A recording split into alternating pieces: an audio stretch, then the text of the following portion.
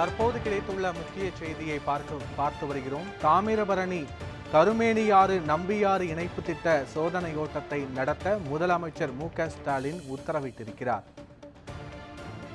இது குறித்தான முழு விவரங்களோடு எமது செய்தியாளர் ஷெர்லி இணைப்பில் இருக்கிறார். வணக்கம் ஷெர்லி. ஆறுகள் இணைப்பு திட்ட குறித்த சோதனை ஓட்டம் குறித்து முதலமைச்சர் அறிவிப்பு வெளியிட்டிருக்கிறார். முழு விவரங்கள் என்ன? தென் மாவட்டங்களில் உள்ள அணைகள் நிரம்பி வருவதை ஒட்டி தாமிரபரணி கருமேனியாறு நம்பியாறு நதிநீர் இணைப்பு திட்டத்தில் தாமிரபரணி ஆற்றின் உபரி நீரை திருநெல்வேலி, தூத்துக்குடி மாவட்டங்களில் வறண்ட பகுதிகளுக்கு கொண்டு செல்வதற்கான சோதனை ஓட்டத்தை மேற்கொள்ள முதலமைச்சர் மு.க.ஸ்டாலின் உத்தரவிட்டிருக்கிறார்.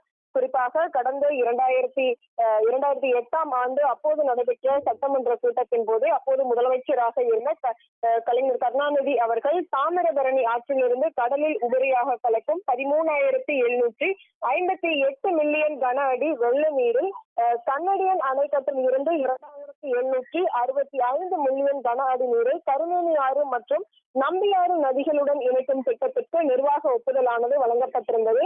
இத்திட்டத்தை 4 நிலைகளாக செயல்படுத்த அப்போது ஒப்புதல் அளிக்கப்பட்டது.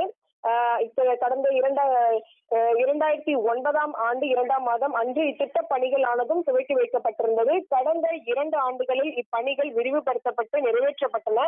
தற்போது முதல் 3 நிலைகளுக்கான பணிகளும் முழுமையாக முடுக்கிவிட்டப்பட்டு 4வது நிலை பணிகளும் முடியும் தருவாயில் உள்ளது. இந்நிலையில் திருநெல்வேலி மாவட்டத்தில் 67.1 கிலோமீட்டர் நீளத்திற்கும், தூத்துக்குடி மாவட்டத்தில் 8.10 கிலோமீட்டர் நீளத்திற்கும் ஆக மொத்தம் 75.2 கிலோமீட்டர் நீளத்திற்கு வெள்ள நீர் கால்வாய்கள் அமைக்கப்பட்டுள்ளன. இத்திட்டத்தினால் 17,002 ஹெக்டேர் புதிய பாசன பரப்பு உள்ளிட்ட 23,040 ஹெக்டேர் நிலங்கள் பாசன உறுதி பெறும் என்று இந்த அறிவிப்பில் தெரிவிக்கப்பட்டிருக்கிறது.